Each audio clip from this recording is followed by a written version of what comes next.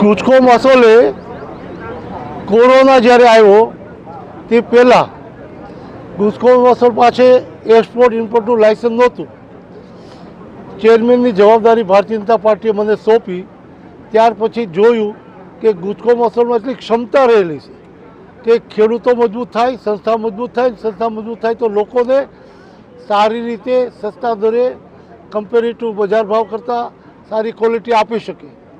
એ હેતુથી અમે કોરોના પહેલાં અમેરિકામાં ગુજરાતની કેસર કેરી મોકલી.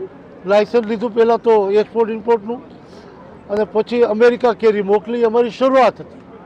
ત્યાર પછી કોરોના આવ્યો અને કોરોનાના કારણે એ અમારો વ્યવસાય થોડો ડિસ્ટર્બ થયો અને બાકીના વ્યવસાય તરફ દરેક જિલ્લામાં જે પાક પાકતો હોય એ પાકને મૂલ્યવર્ધક બનાવીને ખેડૂતોને સમૃદ્ધ કરવા માટે, જનતાને યોગ્ય રીતે પ્રમાણમાં ગામ કરતાં સસ્તું મળે એના માટે, અને ક્વોલિટી ખાસ કરીને ભાવ કરતાં ક્વોલિટી તરફ કાળજી અમે રાખી કે ક્વોલિટીમાં કોઈ બાંધછોડ નહીં રાખવાની.